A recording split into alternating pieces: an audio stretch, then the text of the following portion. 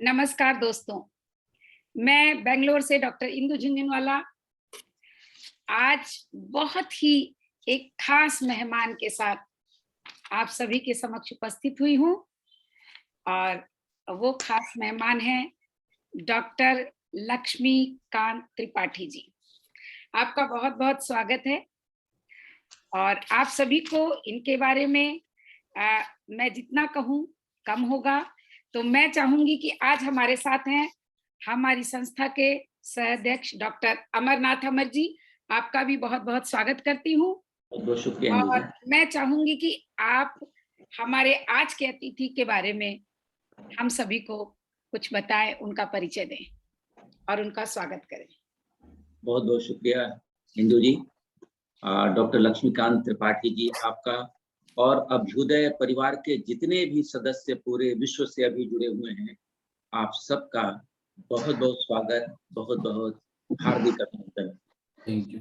इंदु जी, जहाँ तक ज्योतिष शास्त्र की बात है, तो हिंदुस्तान ही नहीं पूरे विश्व में यह परंपरा सदियों से चली आ रही है और एक से एक ज्योतिषाचार्य भी हुए हैं, उनकी मान्यता रही है और उनकी भविष्यवाणियां सच भी साबित हुई हैं।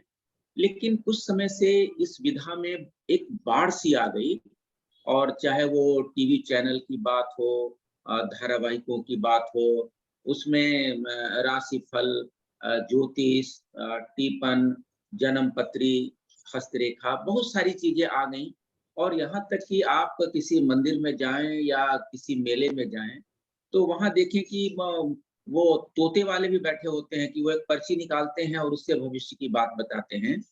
तो एक बहुत विशद ये भविष्य की जो बातें हैं, भविष्य की जो वाणी है, उसके बहुत सारे विशेषज्ञ हर तरह के ललाट देखकर या आंखों की भाषा देखकर या उंगलियों को देखकर, नाखूनों को देखकर, हस्तरेखा पे बहुत सारी विधाएं ज्योतिष शास्त्र पे हमारे सामने आई और हम उस पर विश्वास भी करते हैं, मान्यताएं भी रही हैं। लेकिन बहुत सारी गलतफहमियां या अंधविश्वास की भी बातें रही हैं। लेकिन इनके बीच बहुत सारे ज्योतिषाचार्य ऐसे भी हैं, हुए हैं और हैं, जिनकी जो मान्यताएं हैं, उनकी जो भविष्यवाणियां हैं, उसका वैज्ञानिक आधार है। इसी सिलसिले में आज हम लोगों ने डॉक्टर लक्ष्मीकांत त्रिपाठी जी को आमंत्रित किया है। आप जाने-माने आयुर्वेदाचार्य तो हैं ही और प्रसिद्ध हस्तरेखा विशेषज्ञ भी हैं और आप विश्व में पामिस्ट्री डे के प्रथम प्रवर्तक माने जाते हैं। हस्तरेखा विशेषज्ञ बहुत हुए हैं देश में, परंपराएं चलती रही हैं, लेकिन पामिस्ट्री डे मनाया जाए, इसके प्रथम प्रवर्तक आप लक्ष्मीकांत त्रिपाठी जी हैं। तो इसकी भी जो विशेषता है, जो श्रेय जाता है, वो आपको जाता है। तो इसलिए भी आपका बहुत अभिनंदन और बहुत हम स्वागत करते हैं।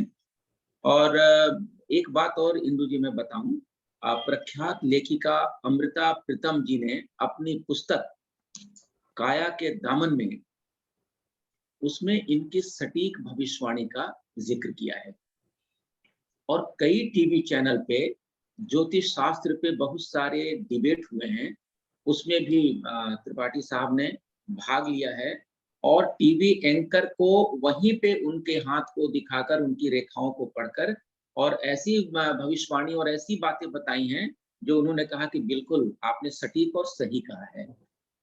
और इन्होंने ही हस्तरेखा को, इस ज्योतिष शास्त्र को वैज्ञानिक आधार अपने अध्ययन के द्वारा रखा है और बहुत सारी नई मान्यताएं भी दी हैं और बहुत सारे कीर्तिमान भी स्थापित किए हैं और नए मूल्य भी निर्धारित किए हैं।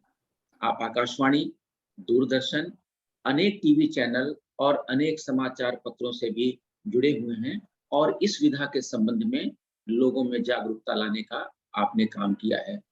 आपकी बहुत चर्चित एक पुस्तक है, जीते रहो। इसमें जीवन की जो सफलताओं के जो मूल मंत्र हैं, उसका उल्लेख आपने किया है बहुत ही सरल और सहज शब्दों में। आप जेल के कैदियों के बीच जाते हैं, अस्पताल में मरीजों के बीच जाते हैं और यहाँ तक कि पागल खाने में जो दिमागी तौर पे बीमार लोग हैं, उनकी सेवा के लिए भी आप जाते हैं और उनकी रेखाओं को देखकर उनके उपचार में जो भी सहयोग होता है उसका निदान भी आप करते हैं। तो योग, आयुर्वेद और हस्तरेखा, इन तमाम चीजों का जो समन्वित रूप आप में है, वो वैज्ञानिक आधार पे आप इसका निदान करते हैं और इस विधा को आगे बढ़ा रहे हैं। और आपने बहुत लोगों का मार्गदर्शन किया है और विस्तार से अभी हम आपके बारे में हम लोग बात भी करेंगे, जानेंगे भी। और एक बात और बता दूं इंदु जी, आपको अनेक राष्ट्रीय, अंतर्राष्ट्रीय सम्मानों से भी सम्मानित किया गया है।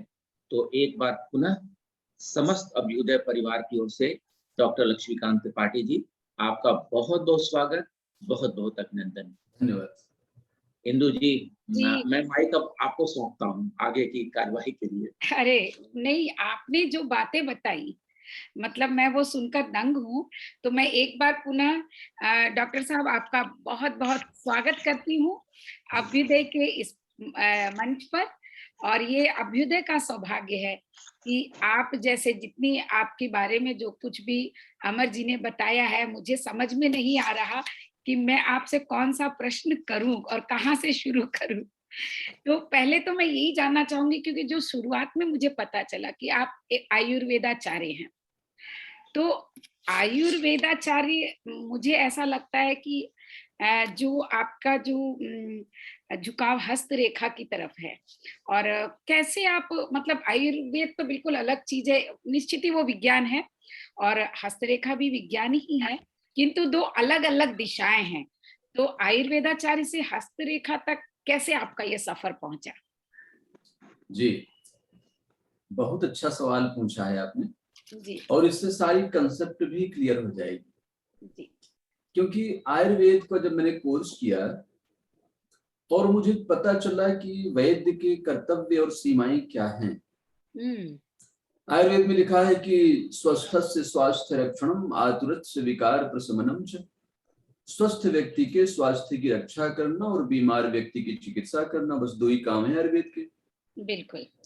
व्याधिश तत्व परिज्ञानम, वेदनाश्च निग्रह, एतत् वैदस्य वैदत्वम न वेदम प्रभुरायुषा।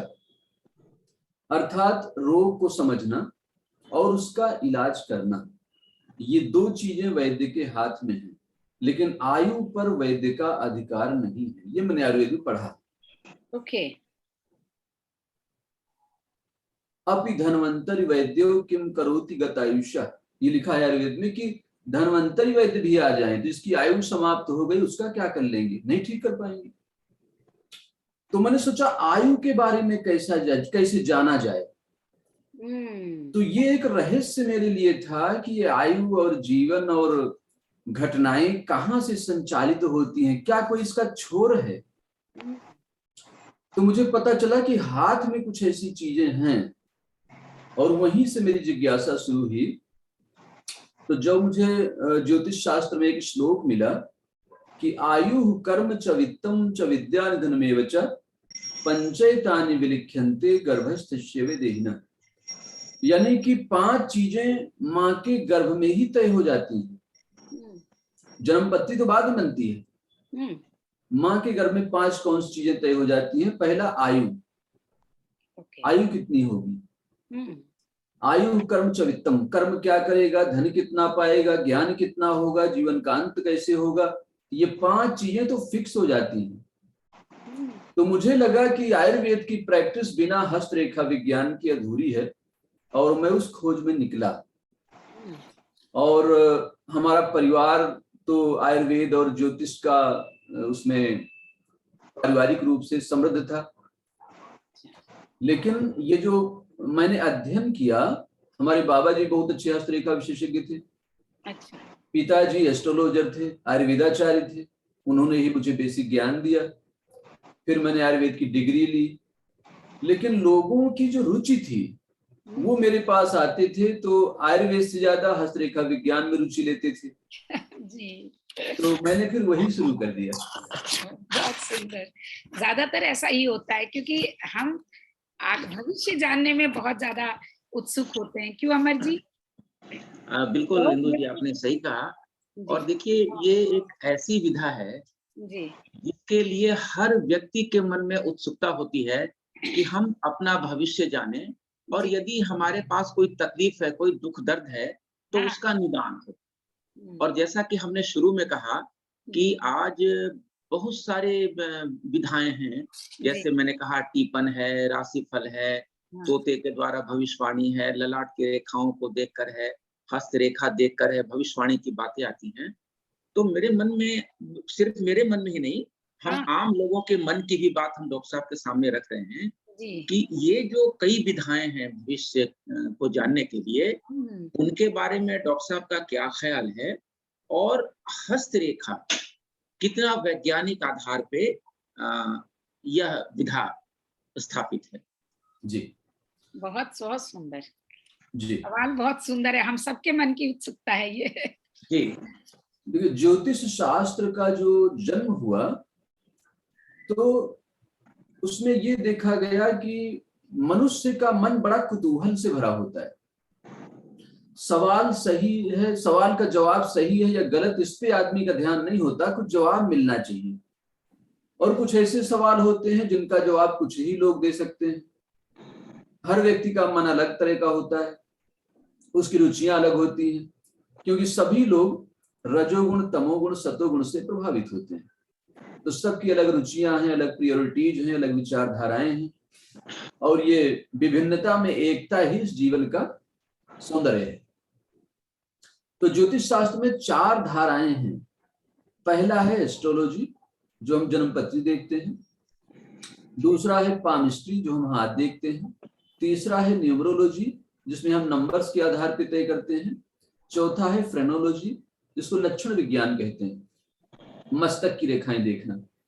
तो इतनी सारी चीजों से हम व्यक्ति के बारे में जान सकते हैं कि उसका जीवन कैसा है और कैसा होगा।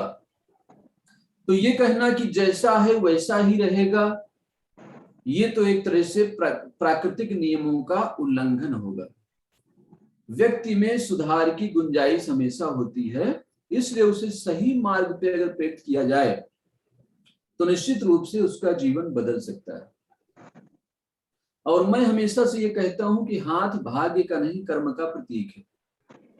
हाथ देखने का मतलब ये नहीं कि आप हाथ दिखा लें और घर में बैठे जो लिखा है वो हो जाएगा। हाथ में ये लिखा है कि आप कौन सा कर्म करें।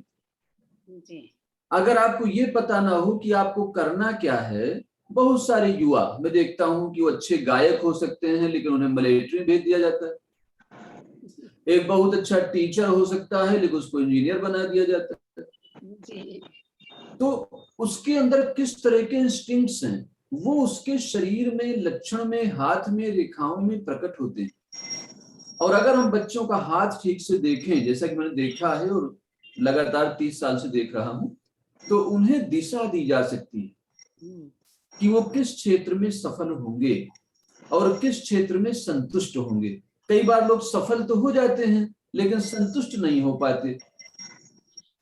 बहुत बड़े पदों पर जाकर भी लोग बड़ा संतोष महसूस करते हैं, अपने अंदर कमी महसूस करते हैं। तो इसको जानने के लिए हमें हाथ देखना होता है, हाथ दिखाना चाहिए। बहुत सुंदर आपने बात कही। लेकिन आप एक तो आपने बहुत सारी विधाओं की बात कही, और दूसरा मैं ये जानना चाहती हूँ कि आप का जीवन किस तरह से प्रारंभ हुआ और किस तरह से आप इस विधा में आए, कितने सालों से आप इस विधा में हैं। और फिर आपने बहुत अलग-अलग तरह की बातें बताई कि हम अलग-अलग तरह से हाथों को, हाथ से भी देख सकते हैं, माथे की लकीरों से और बहुत सारे तरीकों से। जी तो इनमें विज्ञान की बात भी कहाँ से आती है, ये भी जाननी है। और दूसरा आपकी जीवन यात्रा के बारे में थोड़ा आप हमें बताएं। बिल्कुल, मैं दोनों चीजें पहले इसको स्पष्ट कर दूं कि जी देखिए, शरीर के अंदर विज्ञान मानता है कि जेनेटिक्स है, जीनोम, और जीनोम में कुछ गुणसूत्र हैं, कुछ लक्षण हैं, कुछ विशेषताएं हैं, कुछ वीकनेस हैं जो मनुष्य के साथ पीढ़ी दर पीढ़ी चलती। तो उन लक्षणों को अगर हम देख लें कि कौन कौन सी आपकी विशेषताएं हैं और कौन कौन सी कमजोरियां हैं, तो उन पे हम काम कर सकते हैं, उनके प्रति गाइड कर सकते हैं। तो जो चीज जन्मपत्री में आ रही है वही हाथ में आ रही है सब सेम। जो हाथ में लक्षण हैं वही माथे पे लिखे हुए हैं, जो माथे पे लिखे हैं वही जन्म कुंडली में है, जो जन्म कुंडली में है वही न्यूमरोलॉजी में आ रहे हैं। बस पढ़ने का फर्क है। जैसे आपका बायोडाटा एक हिंदी में है, एक अंग्रेजी में है, एक उर्दू में है, बायोडाटा सब सेम है, बस भाषा का फर्क है। तो प्रकृति ने आपकी हथेली में एक जन्म कुंडली बना दी है, पकड़ा दी है, और ये ईश्वर द्वारा बनाई गई जन्म कुंडली, हस्तरेखा विज्ञान जी। तो मैं इसको 30 साल से पढ़ रहा हूँ, 30 इयर्स हो गए। और जब मैं 12वीं में था तब से मुझे रुचि इसमें आई थी। तो हमारा जो जीवन है, जन्म वो पचनेही में हुआ, पचनेही जिला बांदा, उत्तर प्रदेश, और एक सामान्य परिवार था, सामान्य परिवार है भी, लेकिन बौद्धिक रूप से बहुत उच्च परिवार है। हमारे परिवार में सेवा को बड़ी वरीयता दी गई। हमारे जो पिताजी थे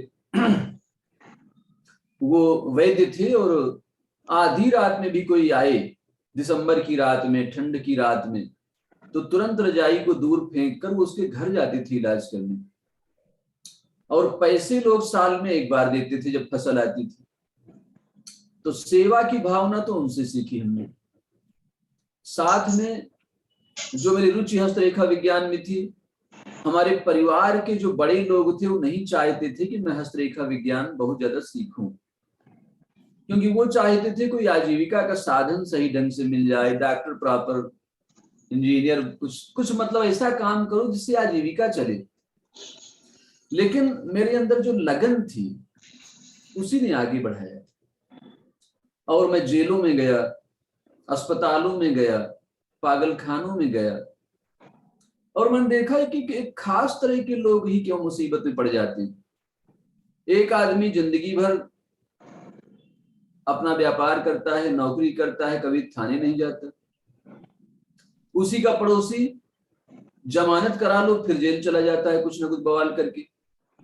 तो मैंने उन हाथों के प्रिंट इकट्ठे किए और ये देखा कि एक चिन्ह है उनके हाथ में, और अगर वो चिन्ह है तो वो आदमी हमेशा ऐसे ही काम करेगा जिससे उसको जेल जाना पड़े।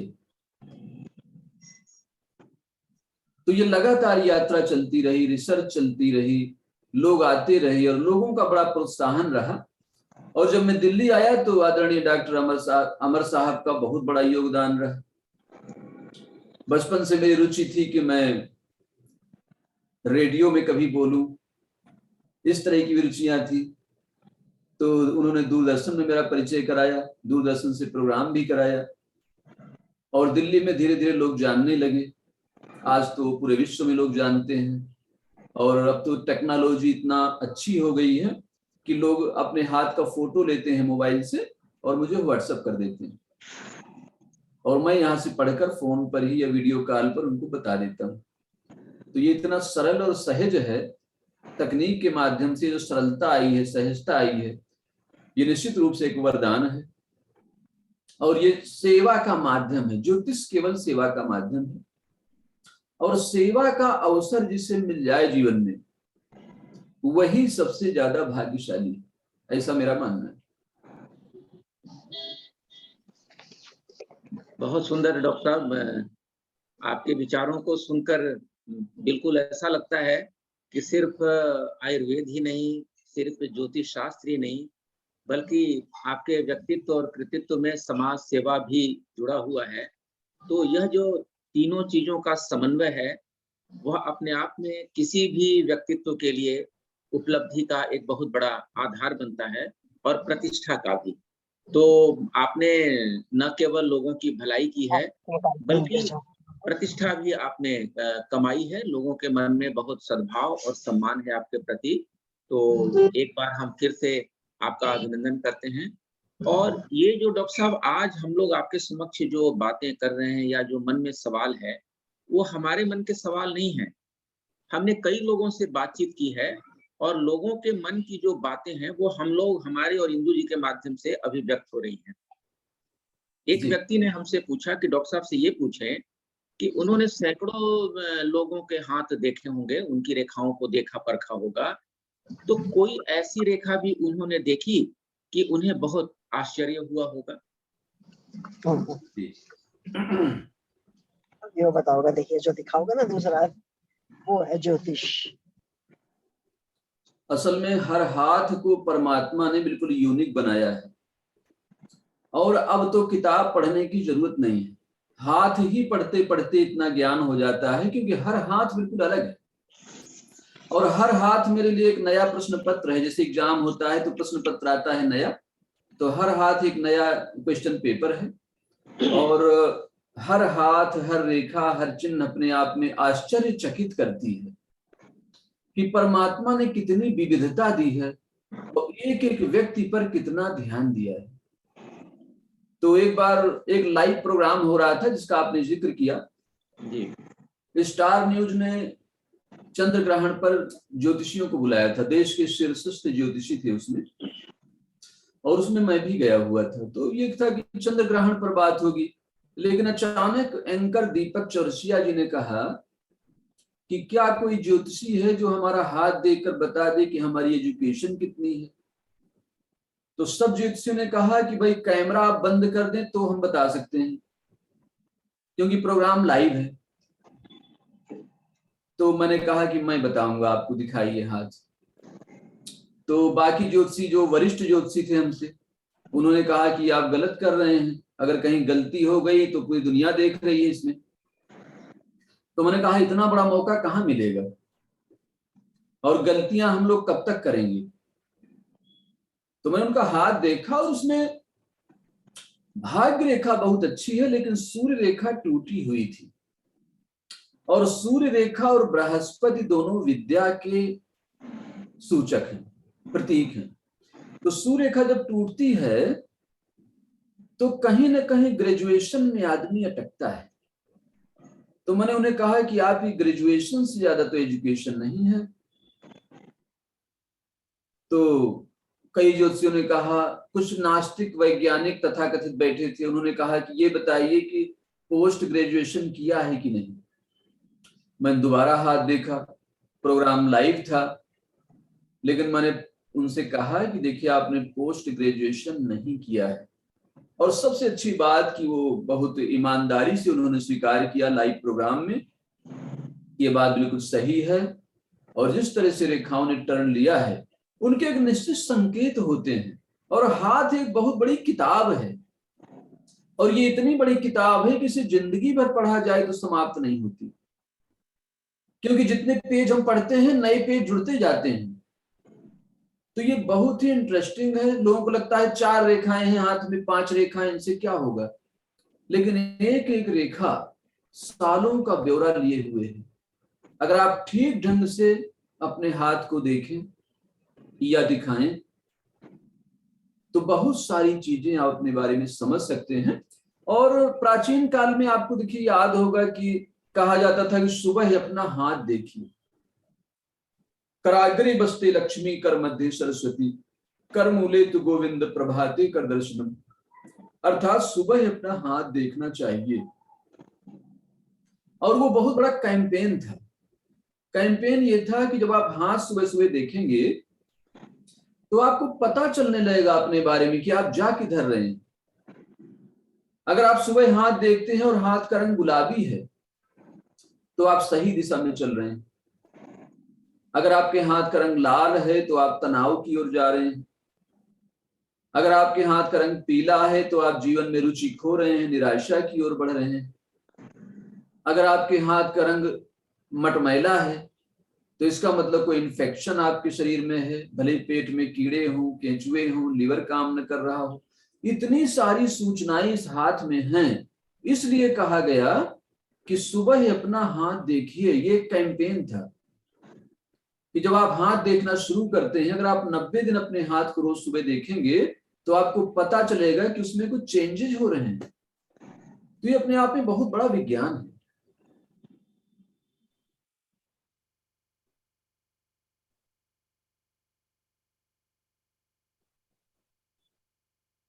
इंदु जी, आपके मन में कोई सवाल है? हाँ नहीं, मेरा माइक ऑफ था, मैं बोले जा रही। अच्छा, हाँ। तो मैं ये कह रही थी कि आपने बहुत बहुत खास बात बताई। मेरी माँ ने बचपन से हमें आदत डाली थी हाथ देखने की, और इस श्लोक को दोहराने की जो आपने दोहराई की, कराग्रे वसदे लक्ष्मी कर मध्य सरस्वती कर मूले तो गोविंदम प्रभाते कर दर्शनम, लेकिन क्यों देखना है ये हमें पता नहीं था। मुझे यही लगता था कि ये हाथ ही है, हमारा कर्म क्षेत्र जो है इस हाथों के द्वारा है, शायद इसीलिए हम देखते हैं। लेकिन आज आपने बहुत खास बात बताई है, तो उस चीज को जरूर हम आगे से ध्यान रखेंगे, और मैं कोशिश करूंगी कि 90 दिन हम जरूर देखें जी जी। क्या क्या परिवर्तन होते हैं। तो हाथ की रेखाओं के बारे में आपने कहा कि जैसे किताब के पन्ने जितना पढ़ो कम हो जाता है, तो लेकिन इसका संबंध, जैसे आपके पिताजी, आपके दादाजी आयुर्वेदाचार्य थे, हस्तरेखा विशेषज्ञ भी थे, तो कहीं ना कहीं जीन्स में वो आपके भी कहीं तो घुला होगा। किंतु भारत की बात अगर मैं करूं, अपने देश की बात करूं, तो भारत का जो इतिहास है उसका इससे क्या संबंध है? और वो जो जब मैं अगर सोचती हूँ, हम पतंजलि और उससे भी बहुत पीछे जाते हैं, जितने हमारे दर्शन हैं, जितने आयुर्वेदाचार्य हुए हैं बड़े बड़े, जो भी हमारे शास्त्रों में अगर है, तो उनका जो आधार था, और आज जिस विज्ञान की हम बात करते हैं, विज्ञान से और उस समय का जो विज्ञान, जिसको कि हम कह सकते हैं कि मुझे ऐसा, मैं व्यक्तिगत तौर पर तो मैं मानती हूँ कि वो विज्ञान ज्यादा सशक्त था, लेकिन आज के हिसाब से हम इसको कितना वैज्ञानिक क्या आधार दे सकते हैं, और इतिहास क्या कहता है? बहुत कुछ कहना चाहूंगा, और ये बहुत बड़ा सवाल आपने पूछा, इसलिए कम से कम 2 घंटे का समय चाहिए मुझे बोलने के लिए, लेकिन थोड़ी सी बातें मैं बताऊंगा जी। कि देखिए, जब अंगूठे का बड़ा महत्व है, हाथ में अंगूठे का सबसे महत्वपूर्ण रोल है। अच्छी से अच्छी रेखाएं व्यर्थ हो जाती हैं बिना अंगूठे के। अच्छा अंगूठा अगर ना हो, यानी कि अंगूठा नुकीला हो, आगे पतला हो, या छोटा हो, या हथेली में दबा हुआ हो, तो सारे गुण व्यर्थ हो जाते हैं। बहुत बड़ी चीज आपको बता रहा हूं। दूसरा, नचिकेता ने जब यमराज से पूछा कि आत्मा कैसी है, आत्मा के बारे में बताइए, मृत्यु के बाद मनुष्य कहाँ जाता है, तो उन्होंने अंगूठे से उदाहरण दिया कि अंगूठे जैसा है, अंगुष्ठ मात्र जैसा है आत्मा, जो मनुष्य के हृदय में स्थित है। अंगूठे का और महत्व क्या है? अब अंगूठे के बराबर है तो चींटी के अंदर कैसे जाएगा? चींटी के अंदर भी आत्मा कैसे जाएगी अगर अंगूठे के बराबर है? सवाल उठ सकता है। बिल्कुल। तो वो प्रकाश के रूप में है, जैसे प्रकाश है। अब प्रकाश अगर कमरे में आप कर दें तो कमरे के साइज का हो जाता है ज्योति, अंगूठा यानी ज्योति। और अगर छोटे से डिब्बे में डाल दें उसको, दीपक को, तो डिब्बे के साइज का हो जाएगा प्रकाश। तो एक तो ये। दूसरा जो आपने पूछा इतिहास इसका, तो वेदों से शुरू होता है हस्तरेखा विज्ञान का इतिहास। और वेद कहते हैं कि अयम में हस्तो भगवान, अयम में भगवत्तर, ये हाथ ही मेरा भगवान है, और ये भगवान से भी बढ़कर है, ये वेद कह रहा है। दूसरा, श्री रामचरितमानस में गोस्वामी तुलसीदास जी ने लिखा है कि जब नारद जी, देवर्षि नारद जी गए मैना के घर में, पर्वतराज हिमालय घर में, तो वहां कन्या पार्वती का जन्म हुआ था। तो उस छोटी सी कन्या को लेके माता उनकी आई और उन्होंने कहा कि नारद जी इनका हाथ देख लीजिए, बताइए इनका घर कैसा होगा, वर कैसा होगा। आज भी देखिए इतना विकास हो गया, टेक्नोलॉजी आ गई, लेकिन माताओं का सवाल वही रहता है महत्वपूर्ण कि नौकरी लगेगी कि नहीं लड़की की, लेकिन वर कैसा मिलेगा। तो नारद जी ने बड़ा ध्यान से देखा और बोले, जोगी जटिल अकाम मन नगन अमंगल वेश, अस्वामी इनका मिली पड़ी हस्त यही रेख। यानी कि इस कन्या के हाथ में जो पति होगा, पूरा प्रोफाइल बता दिया, जोगी होगा भगवान शिव, जटिल होंगे, जटाएं होंगी, अकाम मन, मन में कोई कामना नहीं होगी, नगन होंगे, अमंगल वेशधारी होंगे। कैसे बताया? जन्म कुंडली नहीं पूछी, डेट ऑफ बर्थ नहीं पूछी, मैं भी कभी जन्म कुंडली नहीं मांगता हूं, डेट ऑफ बर्थ नहीं पूछता हूं। पड़ी हस्त यही रेख, हाथ में रेखा का पड़ा होना ही पर्याप्त है। उस रेखा का खिंच जाना ही जीवन का मार्ग तय हो जाना है। तो हस्तरेखा विज्ञान का इतिहास तो बहुत समृद्ध है और ज्योतिष का तो देखिए बहुत ही समृद्ध इतिहास है। ज्योतिष समाज सेवा का सबसे बड़ा माध्यम है। देखिए मैं आपको बहुत स्पष्ट बताना चाहता हूं, जिस तरह से लोगों का मार्गदर्शन, मोटिवेशन, काउंसलिंग ज्योतिष के द्वारा हो सकती है, वो किसी विद्या के द्वारा नहीं हो सकती। और प्राचीन काल में हमारा जो चंद्रमा है, वो एक पब्लिक टीवी स्क्रीन था। यानी कि हम चंद्रमा को देखकर पूरी दुनिया के लोग आकाश की तरफ देखते थे, चंद्रमा की तरफ, और जानते थे कब इस धरती में तूफान आएगा, कब भूकंप आएगा, कब ग्रहण होंगे, कब सुख शांति होगी। मुहूर्त का बड़ा महत्व था, मुहूर्त बताए जाते थे।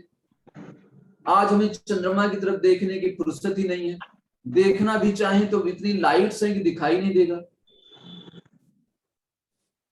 तो मन की शांति के लिए कई बार बताया जाता है कि चंद्रमा के दर्शन करने चाहिए।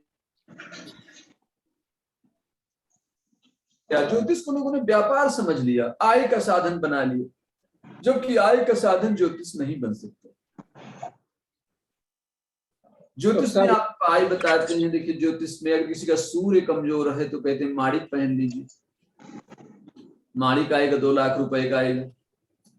लेकिन माणिक से भी अच्छी चीज है कि सूर्य पिता है, और अगर आप अपने पिताजी को सम्मान देते हैं, उनके पैर दबाते हैं, उनका कहना मानते हैं, उन्हें अपनी सैलरी से कुछ गिफ्ट देते हैं, तो सूर्य आपका पूरी दुनिया में आपका नाम रोशन कर देगा। किसी अलग से उपाय की जरूरत नहीं है। लेकिन कौन ज्योतिषी ये बता रहा है आज? चंद्रमा अगर आपका कमजोर है तो कहा जाता है मोती की माला पहन लीजिए, मोती का दान कर दीजिए। अच्छी बात है, करना चाहिए। लेकिन क्या इतना चंद्रमा ठीक हो सकता है कि माँ की सेवा की जाए? अगर कोई अपनी माँ के पैर दबाता है शाम को, खासकर सोमवार को, माँ की बात मानता है, माँ का सम्मान करता है, माँ को कुछ गिफ्ट देता है, सफेद चीजें, वो चाहे मोती हो, चाहे दूध हो, शक्कर हो, तो निश्चित रूप से उसका चंद्रमा ठीक होगा। और चंद्रमा क्या करेगा? चंद्रमा मन सो जाता है, मन की शांति आएगी, डिप्रेशन दूर होगा, उदासी दूर होगी, निगेटिव विचार नहीं आएंगे। आप काव्य कविता लिखने लगेंगे, किताबें लिखने लगेंगे, कल्पना शक्ति आपकी तेज हो जाएगी, इंट्यूशन आपकी तेज हो जाएगी, आप जीवन में दूसरों के बारे में समझ जाएंगे, छठी इंद्रिय आपकी प्रकट हो जाएगी, जाग जाएगी। तो इन चीजों को कोई बता ही नहीं रहा है। मंगल खराब है, अब मंगल होता है भाई का, तो मंगल अगर किसी का अच्छा नहीं है तो मूंगा पहनना चाहिए। मूंगा ही बताएंगे सब लोग, जब बताएंगे तब बताएंगे, दान बताएंगे, बहुत सारी बातें हैं जो बतानी चाहिए। लेकिन मंगल भाई का प्रतीक है। जिसने भाई का सम्मान नहीं किया, जिसने भाई के अधिकारों का हनन कर लिया, उसका मंगल कभी ठीक नहीं हो सकता। और मंगल भुजाओं का होता है, आपकी जो बाहुबल है, शक्ति है, कॉन्फिडेंस है, रक्त की मात्रा है, ये मंगल से हमेशा ठीक रहेगी। इसलिए मंगल को अगर प्रसन्न रखना है तो सदैव अपने भाइयों को कुछ ना कुछ ओबलाइज करते रहिए। और अगर बहुत अच्छा करना है तो भाई के हाथ में एक घड़ी बांधनी चाहिए मंगलवार को। तो सभी ग्रहों को प्रसन्न करने के ऐसे सरल उपाय हैं। मेरा कहने का मतलब यह है कि ज्योतिष शास्त्र कहता है कि सारा विश्व और सारा ब्रह्मांड हमसे जुड़ा है, हम उससे जुड़े हैं, तो हम किसी की उपेक्षा नहीं कर सकते। आपने सूर्य बड़ी अच्छी बात कही आपने डॉक्टर साहब।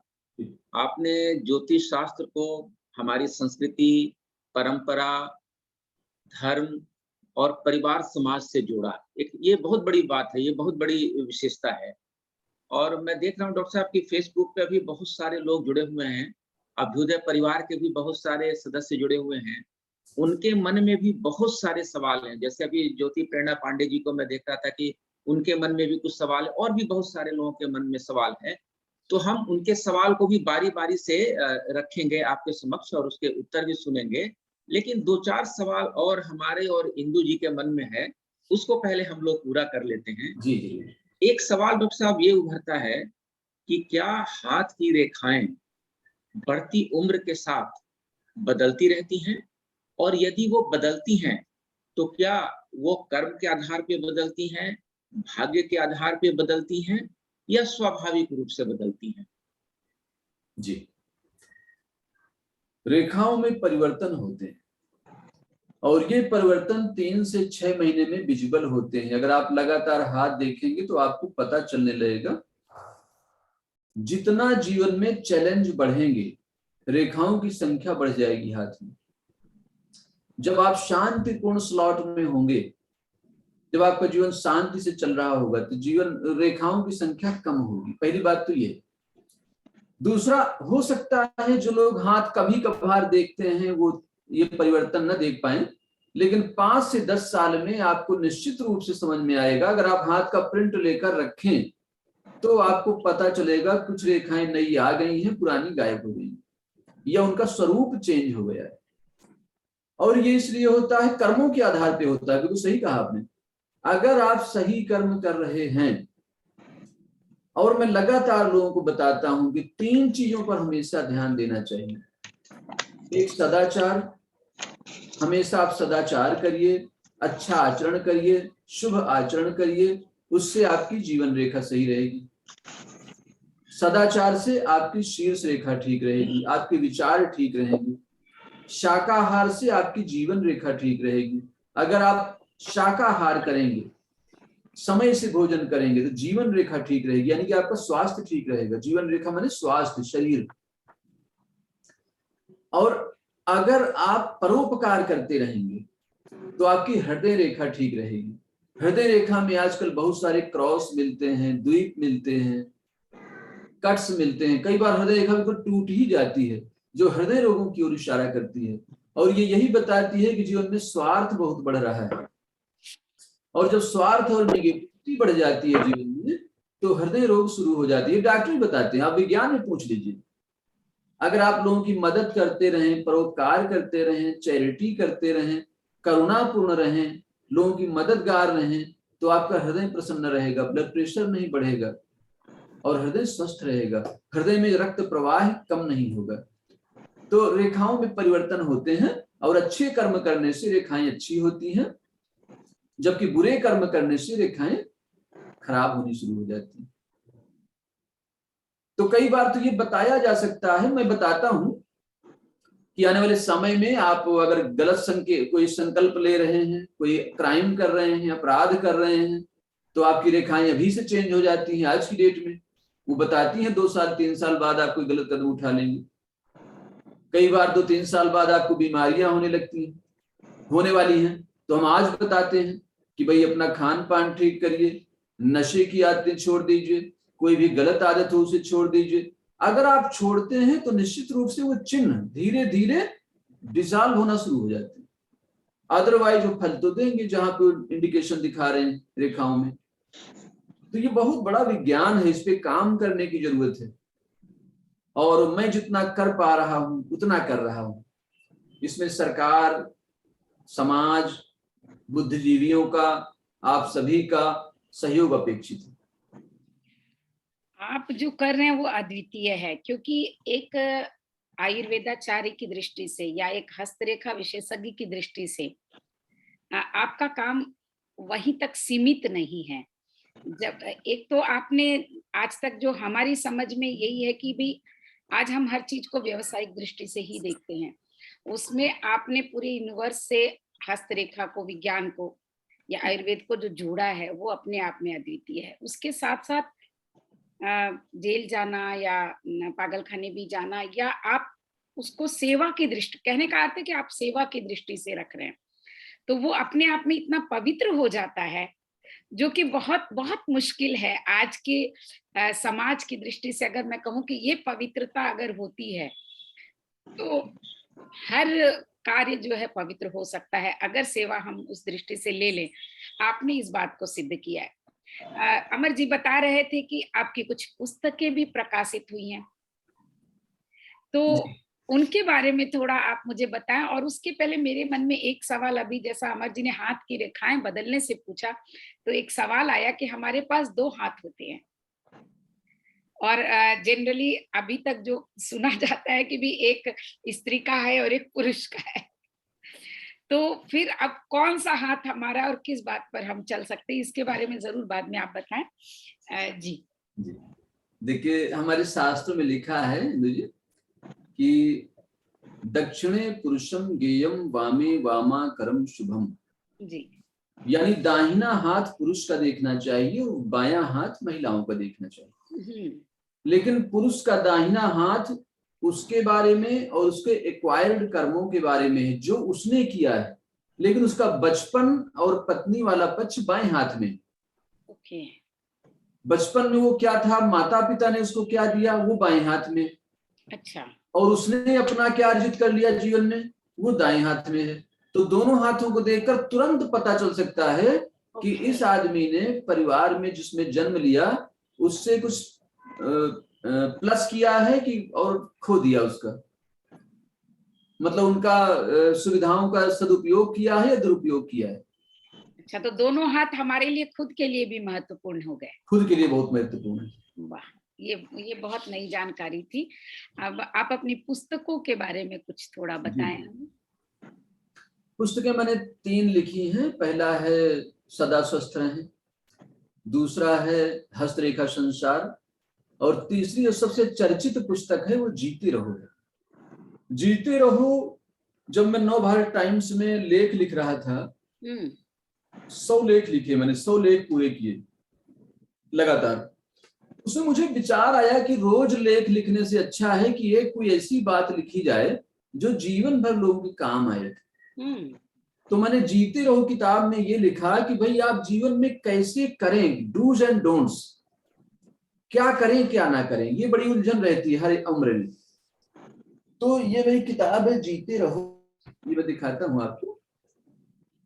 बहुत सुंदर, बहुत बहुत बधाई। और इस किताब में मैंने यही लिखा है कि जीवन के पहले दशक में जो बालक पोषण और स्वच्छता से वंचित रहेगा, पोषण नहीं ठीक से मिला, स्वच्छता नहीं रखी गई, उसका स्वास्थ्य आगे जीवन में नहीं सुधर पाएगा, क्योंकि इतने इन्फेक्शन और कमियां हो जाएंगी कि वो कुपोषण का शिकार हो जाएगा। तो बचपन में उसका स्वच्छता का भी ध्यान रखना है, उस पे पूरी किताब है।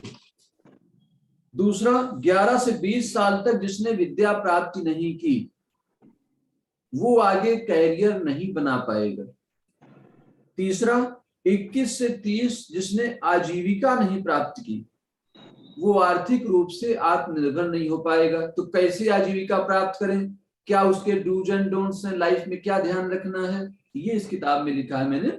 और 31 से 40 साल तक जिसने परिवार नहीं बसाया, विवाह नहीं कर पाया, वो जीवन में कभी पूर्णता का अनुभव नहीं कर पाएगा। तो 50 सालों का पूरा जो मैप है वो ये किताब है जीते रहो। बहुत बहुत सुंदर। इन पुस्तकों के लिए बहुत बहुत बधाई डॉक्टर साहब, और यह श्रृंखला, यह सिलसिला आगे भी चलता रहे, और हम समझते हैं कि आने वाले वक्त में आपकी और भी बहुत सारी उपयोगी पुस्तकें आएंगी जो समाज में हित का काम करेंगी, भलाई का काम करेंगी, सरोकार का काम करेंगी। मैं एक चीज और कहना चाहूंगा जी जी जी कि इस किताब की जो भूमिका है, हाँ, वो 2 शब्द ये आदरणीय अमर साहब ने लिखे हैं। अरे वाह, तो अमर जी को भी बधाई और आपको बहुत बधाई, बहुत धन्यवाद जी। आभार डॉक्टर साहब। इंदु जी, हमारे पूरे समाज में ज्योतिष शास्त्र के प्रति जबरदस्त आस्था है, बिल्कुल है, जबरदस्त उत्सुकता है हर किसी के मन में जी, अपने भविष्य को जानने के लिए, अपनी समस्याओं को दूर करने के मामले में जी। लेकिन इसके साथ साथ बहुत सारे भ्रम भी जुड़े हुए हैं, एकदम। और खासकर लोगों के मन में कई बार आती है कि जैसे नीम हकीम खतरे जान वाली जो बात आती है मेडिकल साइंस में या आयुर्वेद में भी, उसी तरह ज्योतिष शास्त्र के बारे में भी लोगों के मन में एक भ्रम होता है कि कहीं यह अंधविश्वास को तो बढ़ावा नहीं दे रहा है, या ऐसे व्यक्ति के हाथ में ये चीजें तो नहीं है जो नकल की बात करते हो और वैज्ञानिक आधार पे उसकी पुष्टि नहीं होते हो, और माने एक भ्रम फैलाने वाली बात हो। तो एक मन में आशंका भी लोगों के मन में रहती है कि यह विधा कहीं हमें भ्रम में तो नहीं डाल रही है। जैसे आप देख रहे होंगे आजकल कई धारावाहिकों में ये बातें आ रही हैं, और जगह जगह पे ज्योतिषाचार्य, मार्केट में आप नॉर्थ प्लेस चले जाएं, वहां पे मंदिरों में यहाँ वहां भरे हुए लोग। तो एक भ्रम का भी माहौल है पढ़े लिखे लोगों के बीच में। तो एक वैज्ञानिक आधार पे ज्योतिषाचार्य और एक नकली आधार पे जगह जगह पे बैठे हुए विशेषज्ञ, उनके प्रति एक तरफ आस्था है तो दूसरी तरफ एक भ्रम भी है। तो डॉक्टर साहब, आपसे हम लोग जानना चाहेंगे और लोग जानना चाहते हैं कि इन दोनों के प्रति आपकी अपनी क्या विचारधारा है, आपकी अपनी क्या मान्यता है? जी देखिए, हर क्षेत्र में कुछ ना कुछ डुप्लीकेट और निगेटिव लोग हैं, हर क्षेत्र में हैं, और ये लोगों पर निर्भर करता है कि वो सत्य को पहचाने, सच्चाई को पहचाने। असल में जो सरल सच्चे लोग हैं वो थोड़ा सा झिझकते हैं, संकोच करते हैं बोलने में, कहने में, अपने को प्रोपोगेट करने में। लेकिन जो गलत लोग हैं उनका प्रोपोगंडा बहुत बड़ा होता है, विज्ञापन बहुत बड़ा होता है, और लोग उनकी चपेट में आ जाते हैं। तो ये लोगों को ही तय करना पड़ेगा, और बहुत दिनों तक चल नहीं पाता जो लोग गलत करते हैं। और आज 20 साल बाद भी लोग मेरे पास आते हैं, अमेरिका चले गए, ऑस्ट्रेलिया चले गए, लेकिन वो मेरे पास ढूंढ लेते हैं। तो एक बार दिल्ली, जब मैं दिल्ली आया तो मैं एक बड़े ज्योतिषी जी के पास गया, और उन्होंने मुझे कहा कि आप कुछ लोगों का हाथ देख लीजिए। तो मैंने देखा, तो उन्होंने कहा कि आप इसमें सफल नहीं हो पाएंगे ज्यादा, क्योंकि आप किसी को डराते नहीं हैं। हमको दे देना साइन कर जी। तो उन्होंने कहा कि आप जब किसी को डराते नहीं हैं तो आपको सफलता नहीं मिलेगी इस लाइन में। और आज 20 साल बाद वो लोगों को मेरे पास भेजते हैं, रिकमेंड करते हैं कि अगर सही जगह जाना हो तो वहां चले जाओ। जी, तो बहुत सही इन्होंने जवाब जो ये दिया है, बहुत ही सटीक है कि वास्तव में डुप्लीकेट हर क्षेत्र में है। और अमर जी का ये कहना एक्चुअली बहुत ज्यादा सही है, क्योंकि जैसे जैसे हम विज्ञान की बात करते हैं आज, हर चीज में हम तर्क को लाते हैं, तो वैसे में ये ज्योतिष शास्त्र और हस्तरेखा विज्ञान जो है, इसके बारे में वास्तव में जानकारी लोगों को बहुत कम है। और किसी ने थोड़े से 2-4 अक्षर पढ़ लिए, 2-4 ये हार्ट की रेखा है, ये विद्या की रेखा है, जान लिया और वो बन जाते हैं ज्योतिषाचार्य। और बिल्कुल सही कहा आपने। हाँ, मैं केमिस्ट्री की क्लासेस भी लेता हूँ जी। और कई लोग जब पहले दिन एडमिशन कराते हैं, एक क्लास ज्वाइन करते हैं, हाँ हाँ, और अपना ट्विटर हैंडल बना लेते हैं कि बेस्ट पामिस्ट्री। वो सारी की सारी समस्या यही है। अभी आपने भी बताया और अमर जी ने भी बताया कि नवभारत टाइम्स अखबार में कुछ आप एक कॉलम आपने कहा कि मैं लिखता था, तो मैंने सोचा किताब लिखूं। तो वो क्या है और उसमें आप क्या कर रहे हैं, उसके बारे में अगर थोड़ा सा हमें बता पाए। जी,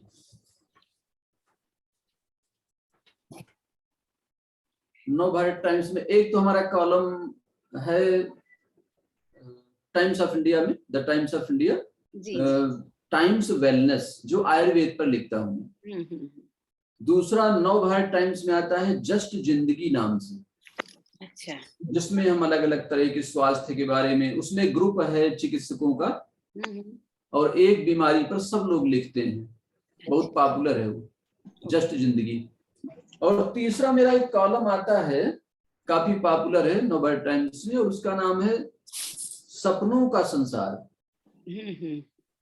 देखिए, सपनों का बहुत बड़ा रोल है जीवन में जी, कि जिन चीजों को हम दिन भर दबाते रहते हैं, जिन भावनाओं को शिष्टाचारवश, वो रात में स्वप्न में प्रकट हो जाती हैं। दूसरी वो भावनाएं जो घटनाएं जीवन में हमारे होने वाली हैं, ऐसे संकेत भी होते हैं, उन दोनों में फर्क कैसे किया जाए, इस पर एक कॉलम आता है। लोकप्रिय कॉलम है। जी तो जीवन के रहस्यों में तो मेरी लगता नहीं रुचि वो रही आनंद देना चाहते हैं कि हम लोग तो बस कोई भी और आंसर ले लो। ये इतना बड़ा संसार है, महासागर है ज्ञान का, इसका कोई अंत नहीं है। जी लेकिन आनंद बहुत है इसमें, आनंद है, संतुष्टि है। और लोग जब संतुष्ट होते हैं तो उसकी संतुष्टि हजारों गुना हमारे जीवन में आती है। ये बहुत बड़ा सौभाग्य है जी और ईश्वर ने जो कार्य दिया है तो मैं इसमें बहुत आनंदित हूँ। बहुत बहुत सुंदर। आपसे बातें करते जाना मतलब ऐसे लगता है कि कितना कुछ जानने के लिए है, लेकिन समय की अपनी सीमा है। और हमारे पास उमा शर्मा जी और प्रेरणा ज्योति पांडे कुछ सवाल करना चाहती हैं। प्रेरणा, आप मुझे सुन रही हैं? प्रेरणा, आप मुझे सुन रही हैं? शायद वो मुझे सुन नहीं पा रही हैं। उमा जी, उमा शर्मा। हाँ नमस्कार मैम। जी जी नमस्कार। आपकी फोटो नहीं दिख रही थी मुझे उमा। या मैं हूँ, इधर ही हूँ। हाँ, तो उमा आप क्या पूछना चाह रही थी, पूछें। नमस्कार लक्ष्मीकांत त्रिपाठी सर। नमस्ते। मेरे जो दो छोटी सी शंकाएं हैं कि हमेशा हम वर वधु की जो कुंडलियां हम दिखाते हैं ना, तो ये दोनों को दिखाने से जो भी हम जैसे हम उन दोनों की शादी के लिए तय करने से पहले दिखाते हैं, ये हमारे हिंदू संप्रदाय में हम करते हैं। मगर कुछ विवाह व्यवस्था में वे दिखाए बिना ही कुछ सफल विवाह को हम देख रहे हैं। तो ये कहाँ तक उचित है, ये कितना मीन से सही मायने रखता है, एक सवाल है। और जैसे ही आपने अभी आप बताया, इसके बदले वर वधु की हस्तरेखाओं को दिखाना बेहतर होगा या कुंडली देखना? बहुत अच्छा सवाल पूछा है आपने। देखिए दोनों से पता है, हाँ जी, दोनों से पता चल सकता है कि वर वधु का नेचर कैसा है, उनका व्यवहार कैसा है, उनके ब्लड कैसे हैं, उनके अंदर रसायन किस तरह के हैं, उनकी संतानोत्पादक क्षमता कैसी है, उनमें सहनशीलता कैसी है, इसी के लिए गुण दिखाए जाते हैं।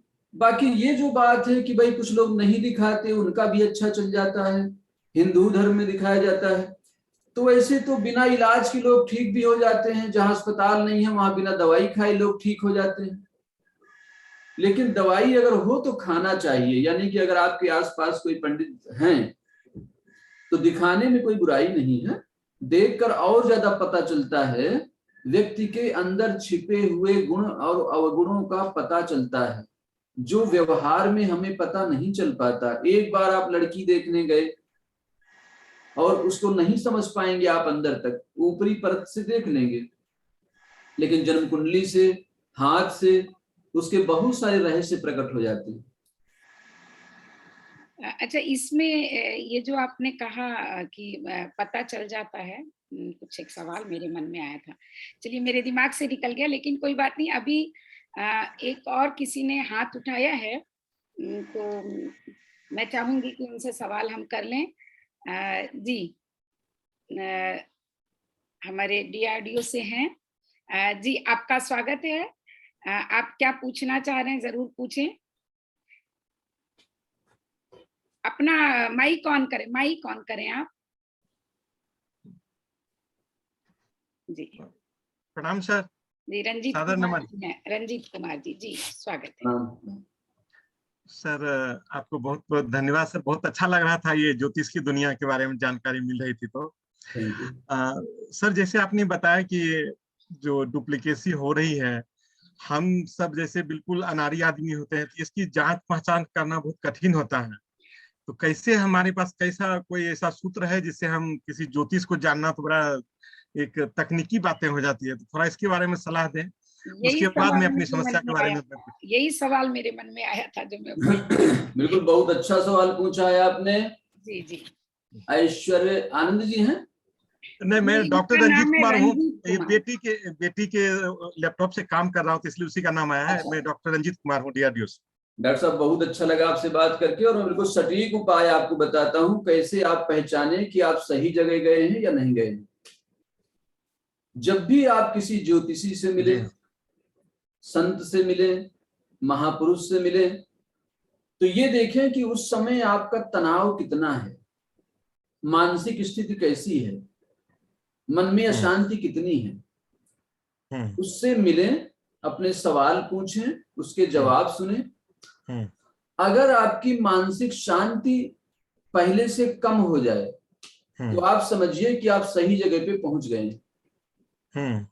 अगर आपकी मानसिक अशांति बढ़ जाए, तनाव बढ़ जाए, डर बढ़ जाए, तो आप समझिए गलत जगह पे हैं, आपको कोई दूसरा दरवाजा खटखटाना चाहिए। बहुत सुंदर, बहुत ही सुंदर। और किसी को कुछ चलिए सर, बहुत सुंदर सर। मुझे बताएं। एक छोटा सा मैडम, एक छोटा सा इसी के साथ है मैडम, जी जरूर। वर वधू के बारे में जैसे हैं तो हम लोग उस फेज में है कि आवश्यकता होती ही रहती है और होएगी ही। तो अगर सर से संपर्क करना हो तो कैसे कर सकते हैं? उनका अगर नंबर मिलता हो या ईमेल एड्रेस हो तो मैं उनसे प्रार्थना करता हूं कि इसमें थोड़ी मुझे मदद मैं करें। ग्रुप पर उनका नंबर और ईमेल एड्रेस आपको भेज दूंगी। हम अभ्युदय के ग्रुप पे मैं डाल दूंगी और आपको भी भेज दूंगी जरूर।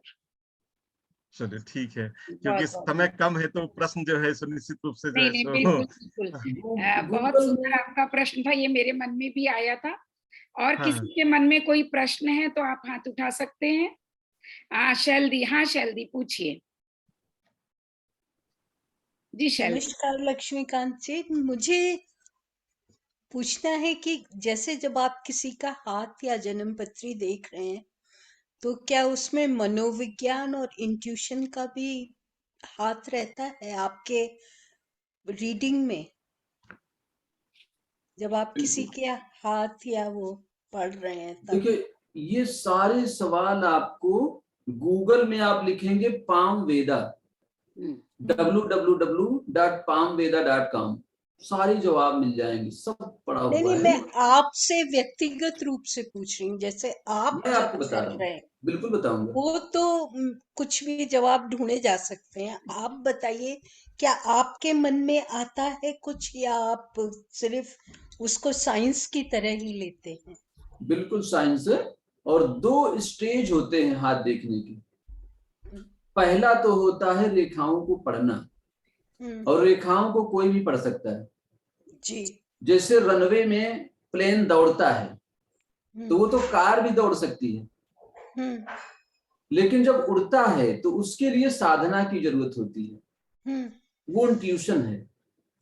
हाँ, और वो जो क्योंकि दोनों पक्ष जब एक साथ जुड़ते हैं तभी रीडिंग पूरी होती है। तो हाँ, एक हस्तरेखा विशेषज्ञ को, एक सलाहकार को, ज्योतिषी को आध्यात्मिक रूप से भी उन्नत होना चाहिए।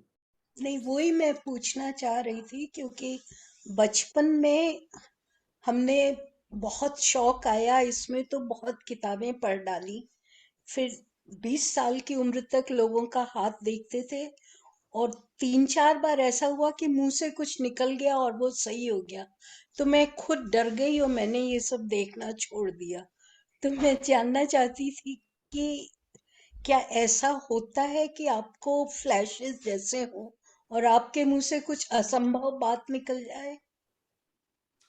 बिल्कुल, देखिए, एक तो होती है बिजली, लाइट, जो आसमान से गिरती है बिजली, उसमें भी बहुत कुछ दिखता है ना जी। आप जंगल में जा रहे हैं, अचानक बिजली कड़की और आपको दिख गया ये पगडंडी है, ये नदी है, बस खत्म। ये तो है इंट्यूशन। जी। लेकिन एक होता है इसको साधना और स्वाध्याय के द्वारा एक सिस्टम बनाना। ये जो इस कमरे में जो लाइट जल रही है, ये वो वाली लाइट है, इसमें हम अखबार पढ़ सकते हैं। तो आपकी जो फ्लैश लाइट है वो तो कभी जलेगी, कभी नहीं जलेगी। कभी आपका मन है तो नहीं जलेगी। जी बिल्कुल। तो इसमें दोनों चीजें जरूरी हैं, स्वाध्याय भी और साधना भी, तभी आप सही ढंग से आप प्रकाशित होंगे, तभी लोगों का जीवन प्रकाशित करेंगे।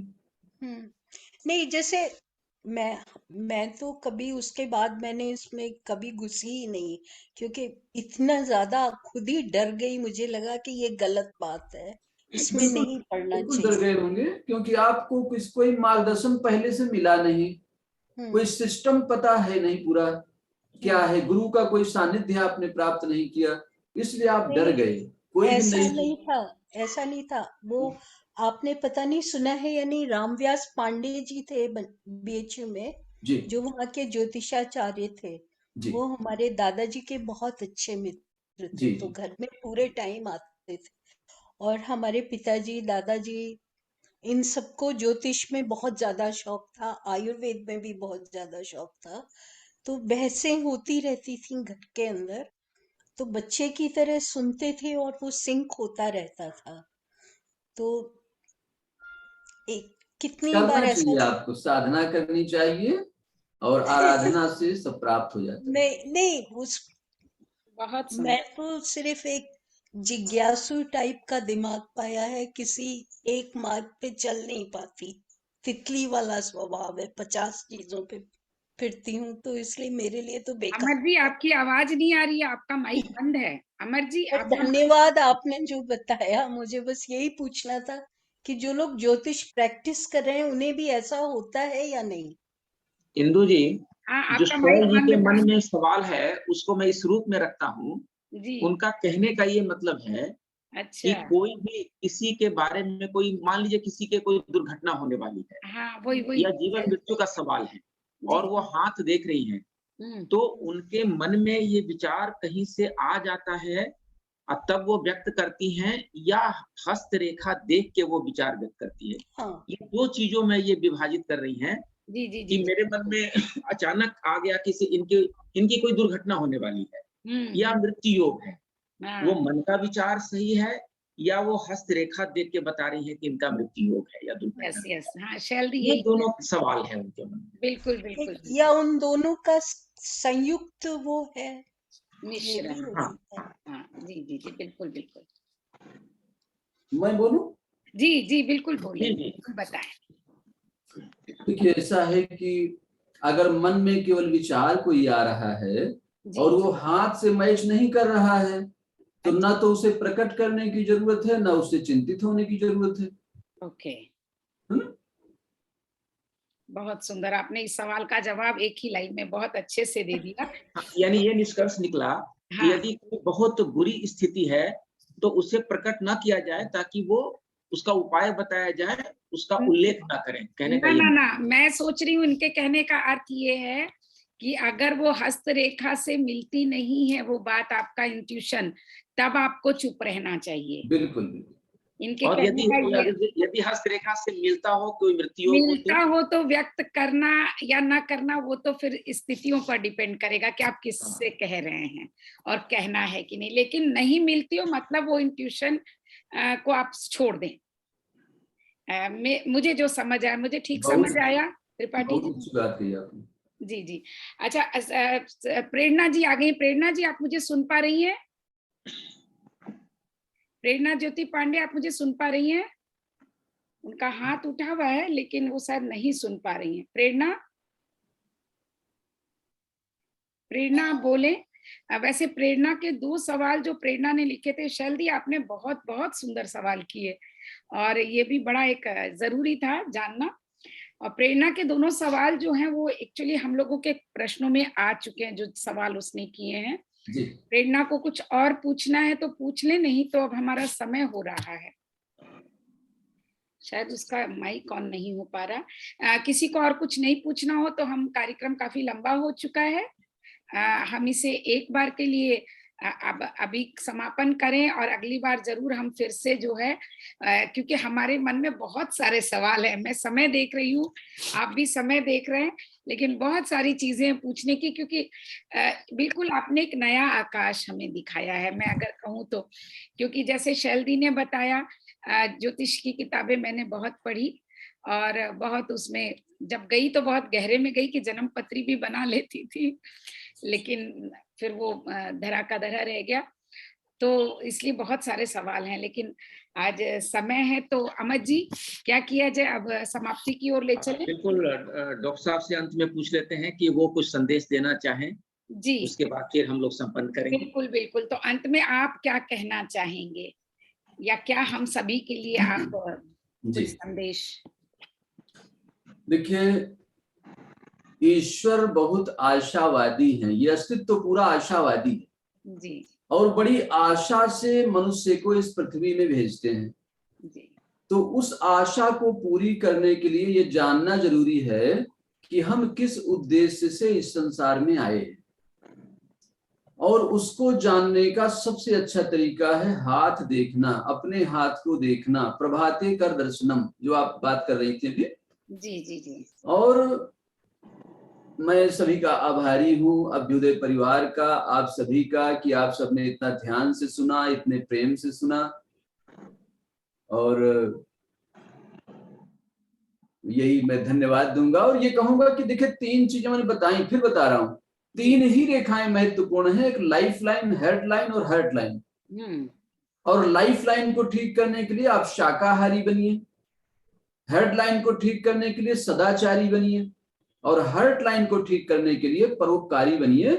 आपका जीवन हमेशा सुखी रहेगा। बहुत बहुत सुंदर संदेश है। मतलब ये संदेश किसी आयुर्वेदाचार्य या हस्तरेखा विशेषज्ञ का नहीं, ये संदेश एक उस कर्मठ व्यक्ति का है जो जानता है कि जीवन किस तरह से सुंदर बनाया जा सकता है, सुंदर से सुंदरतम हम कैसे बना सकते हैं।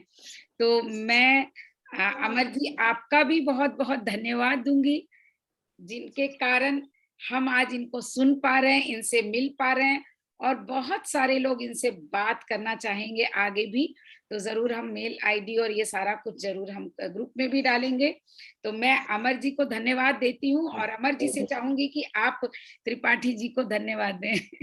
नहीं, बहुत बहुत शुक्रिया इंदु जी, आपको, पूरे अभ्युदय परिवार को, विश्व से जितने लोग जुड़े हैं अपने परिवार के सदस्य, उन सब के प्रति आभार व्यक्त करते हुए, धन्यवाद देते हुए, डॉक्टर साहब का बहुत बहुत हम सम्मान करते हैं, आभार व्यक्त करते हैं, बहुत बहुत शुक्रिया अदा करते हैं। और फिर हम लोग मिलेंगे, यह कड़ी यही खत्म नहीं होगी, आगे भी हम लोग मिलेंगे और बहुत सारे मुद्दों पे बातचीत होगी। तो आज के लिए बस इतना ही। सबको बहुत बहुत शुक्रिया, बहुत बहुत प्रणाम। थैंक यू, प्रणाम।